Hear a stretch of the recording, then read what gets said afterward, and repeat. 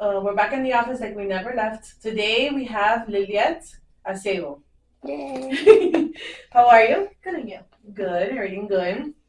So thank you for coming. Of course. Thank you for having me. So how did we meet? Well, I found you on social media through one of my friends, and then I decided to come and meet you in person and book with you. And now we're doing a podcast together. Yeah. So I was very surprised when you were telling me about your stories and how you became an attorney.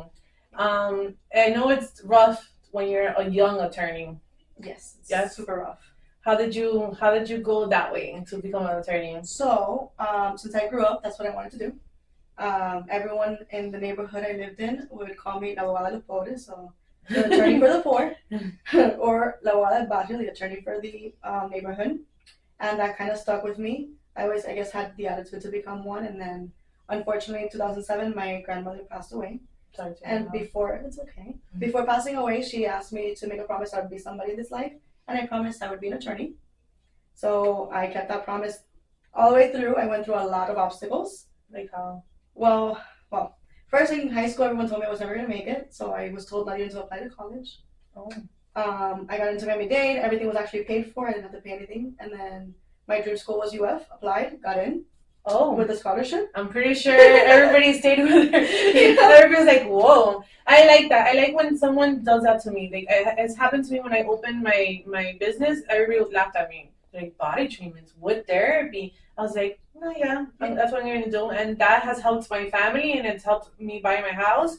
And now we have a podcast because of it. Exactly. So basically, everyone told me I wouldn't make it. Got into UF with a full scholarship as well. And then one day at UF in my apartment, a friend, somebody who was a friend, came by and told me why don't I change to like nursing or teaching, something more like feminine, and that I wouldn't make it as an attorney. And then I got into law school with a scholarship as well. Oh, wow. And then I actually ran into that person, and they were like, oh, what are you doing? And I was like, I'm an attorney. And I have my own firm now. And then, after I went through a lot with working through law firms, from getting my pay cut completely to mistreatment to like going through it all, I ended up opening up my law. Do you think you went through all that because of being a woman? Because I have attorneys, and actually my sister is an attorney, and I hear stories of her, and I hear stories of my clients, but yours was a little bit more special.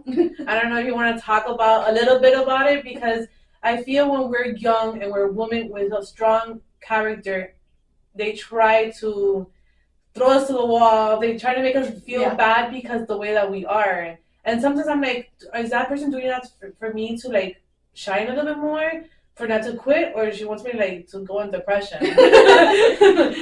I'm still asking myself that question, whether it's depression or they were trying to make me shine. Well, I started working for a big law firm, and I passed the bar. I got demoted to being a paralegal.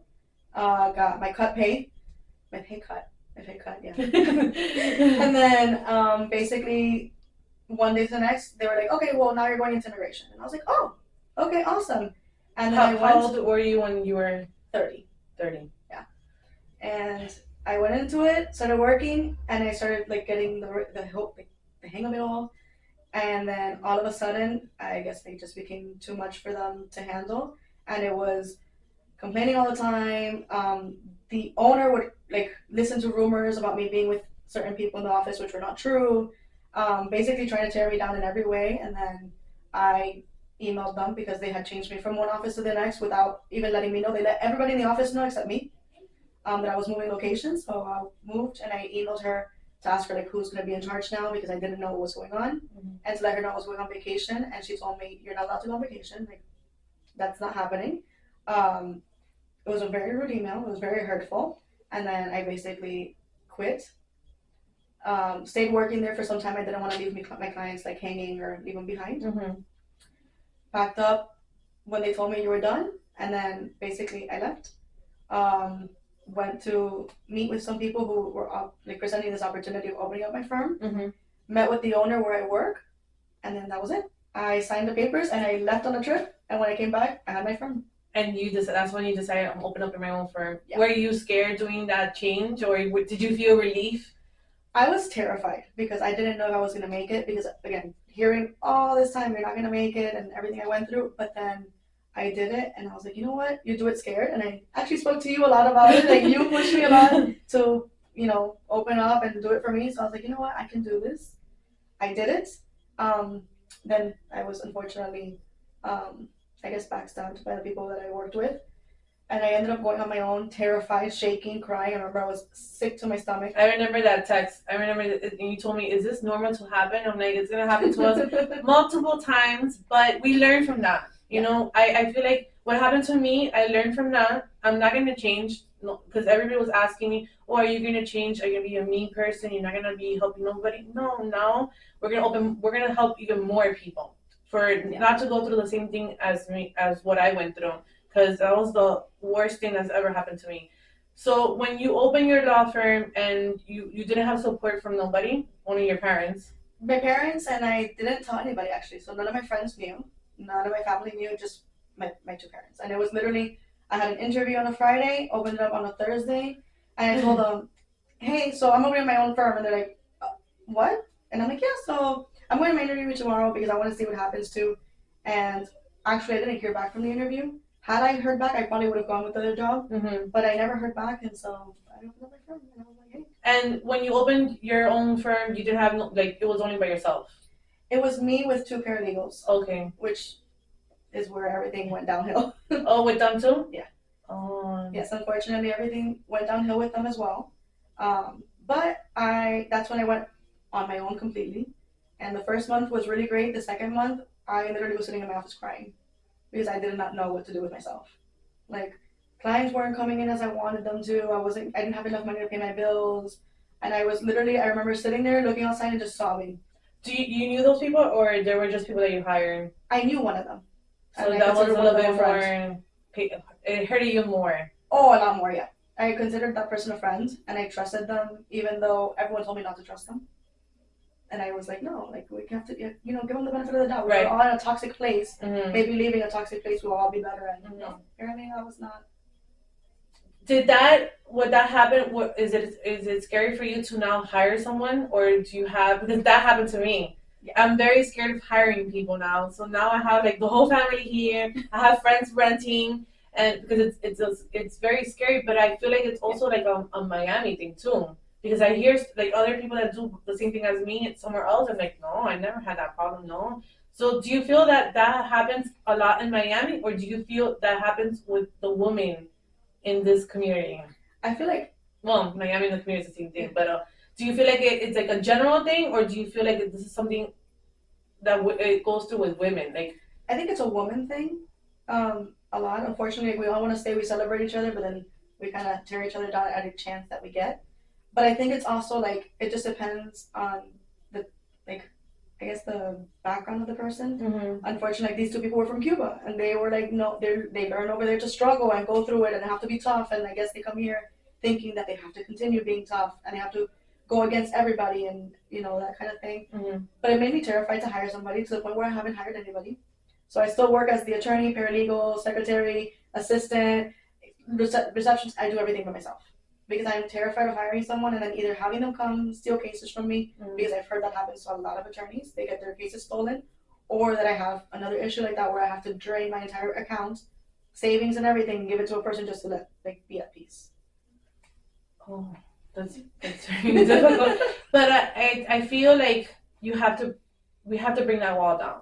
Yeah. We have to, because you can't do everything. You can't go to court and you can't get a phone call and during court and say, oh, it's out. Excuse me, judge. You can. You need help.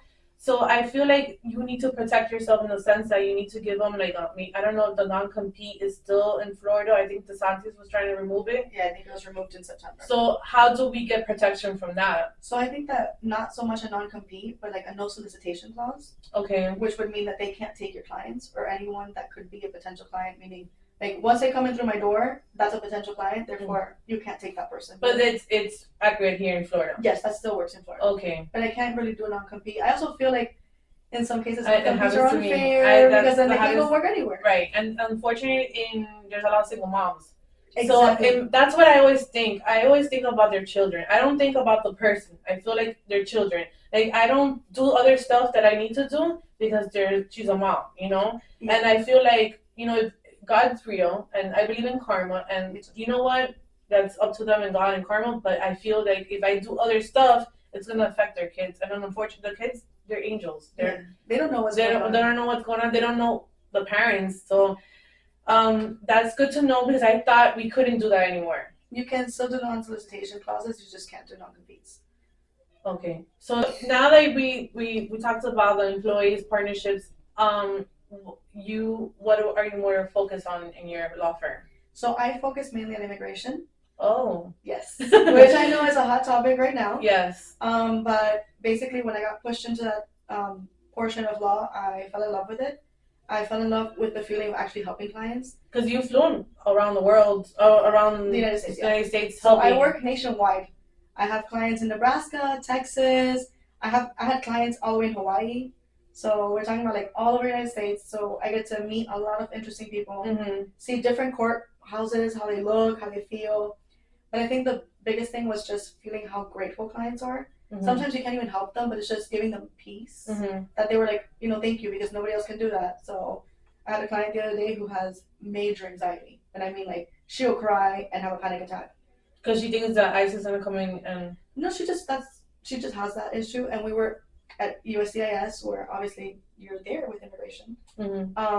And she was like, I'm about to have a panic attack. I go, okay, no, we're going to breathe. Like, breathe in, hold your breath, breathe out. And I was like, soothing her, and we finished, and thank God she became a citizen, so congratulations to her. Congrats. And she hugged me and she was like, thank you, because honestly, if you wouldn't have been here and given me that peace, like, I would not have passed. So do you think ICE is just going randomly everywhere picking up people, or do you think it's more the immigrants that came illegally and they have a criminal background? I think that it's slightly targeted, so I do think it's the people who came in illegally many years ago or even now, and they have criminal records. If you look, most of the people who were first captured were like people who committed fraud, domestic violence, assault with a weapon, and stuff like that. But I think that the way that they're working now is just like, if you're in our way, we're coming for you too. So I'm telling all my clients, like, have my card with me, like with you. I'm going to write you a letter saying that you're under a process because they can't take you if you have an asylum pending. Okay. Because you have something waiting for you to become legal at some point in your life.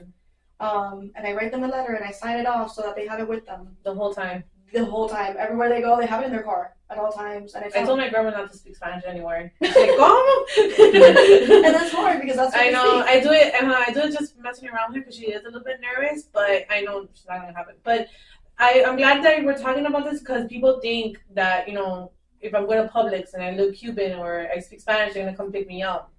Unfortunately, that's a misconception, and I hear it all the time. So even where I work, they'll be like, yeah, like, even if you're a citizen, they're going to pick you up. And I was like, I was born here. Where are they going to take me? Like, they're going to bring me right back here. But I tell everybody, like, if ICE comes to your house, you don't have to open the door legally. You don't have to? No. Oh. And if they tell you we have an arrest warrant, you tell them slide it through the door or like show me through the window. And if it's just administrative warrant, it wasn't signed by a judge, therefore they're not allowed to pick you up. Oh, that's very important. So keep that in mind, everybody. And I tell them, like, if that happens, just call me. Like, text me and myself and be like, ICE is here, and I will go to your house. Like, obviously, if you're within like Miami, right, Broward area, if you're like in Nebraska, I'll call them or I'll do whatever I need to do. I'll fly to you if I have to, but I'll be there and tell them, like, you can't take them. You need a judicial warrant from a judge saying this is the person we're picking up. Do you think all this is going to get worse, or it's going to come down, or just this is the worst part that's happening now since Trump became president? I think that this is the worst part, and honestly, I think that he's just cleaning house.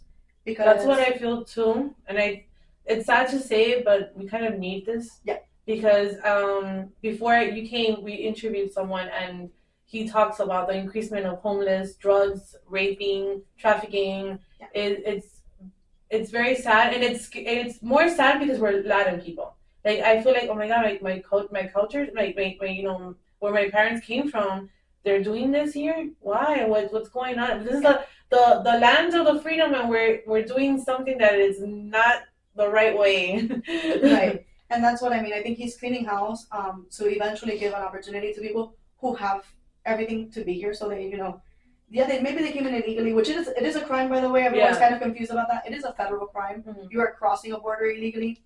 If you do that in any other country, China, Europe, they're going to deport you within a week. I have friends who lived in China, and they're like, Lily, the moment someone walked into that border, they're like... So, like, the immigrants that they saw now in Coral Gables, I think it was like a month ago that someone saw a suspicious Yes, rental the van. Asian people in the vans. Oh my God, that's So those people came illegally. yes. So Well, they don't know what's going on with them, and they think that they were being trafficked. And that's the thing. Since this whole thing happened with the border, a lot of human and sex trafficking has occurred. Yes. We were just talking about that, yeah. Kids missing that we don't know where these kids are. We have women missing. We have even men missing. And it's a thing where you're coming into our country to make us feel unsafe. Mm-hmm. So I feel unsafe to go out. I was just talking to a friend. I was like, where are we going? Like, what time? Who's going with us? Because you have to know. Like, there's certain areas I just wouldn't walk into right now. Right. Or basically ever, because they're not the safest. Mm-hmm. But we have like all of that happening. Again, it is a federal crime to cross illegally. But if you came on a visa and you overstay, that's not a crime. Mm-hmm. You just did something wrong against your visa.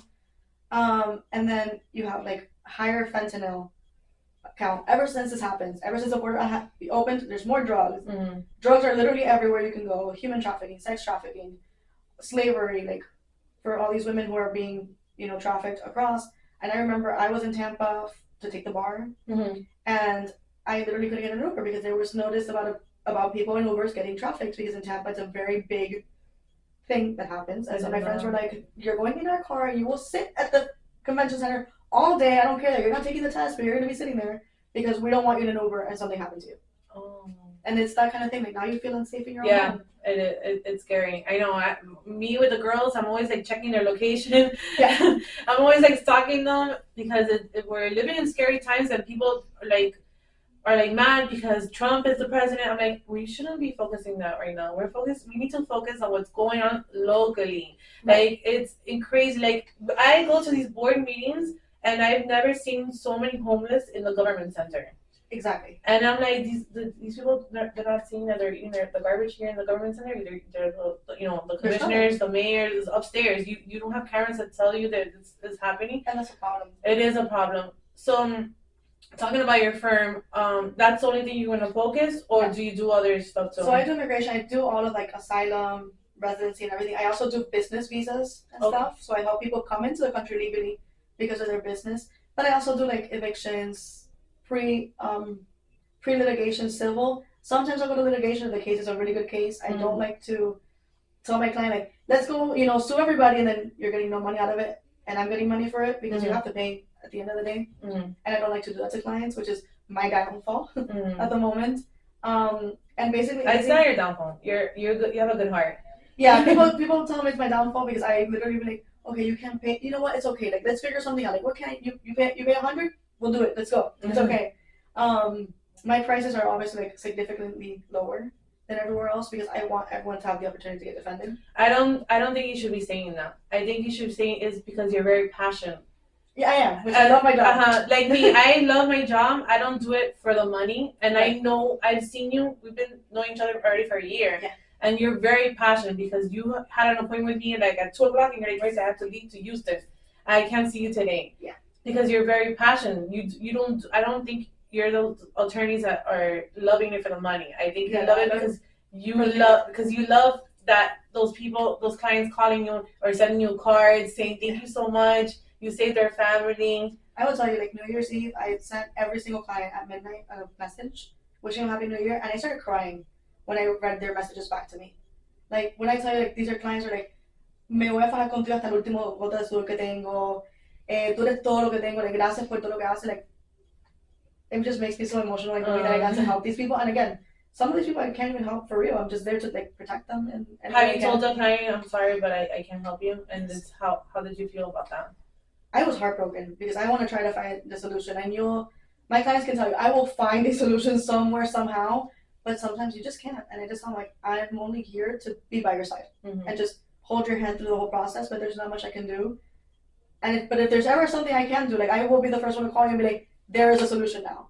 So like now with everyone from Venezuela losing TPS, they don't have anything else. But I will say there is a project coming up. There's a lot of talk about it where they're going to give green cards to people from Venezuela.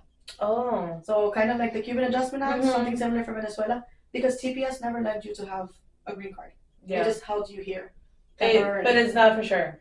It's not for sure. They're still working on it because, again, they're cleaning house before they give it to people who deserve it. Oh, I see. And your law firm now is located in? Hialeah. So I am in the heart of Hialeah, in la misma 49 on 49th Street and First, across from the library, the famous library, across from Cuba Max. Okay. So yeah, like I'm right there. Okay. And where can my viewers see your stuff? You have on Instagram? Yes. So you can look me up on Instagram, Facebook, and TikTok, which my TikTok's a little right now, but we're working on it. La Abogada Lily. And you can always call me. My number is 305-359-7848. I will answer every opportunity I can. And you are always allowed to visit me. We do not need appointments. You can actually just walk in. Oh, nice. Yeah. So, thank you for coming. Thank you for having me. We'll see you next time.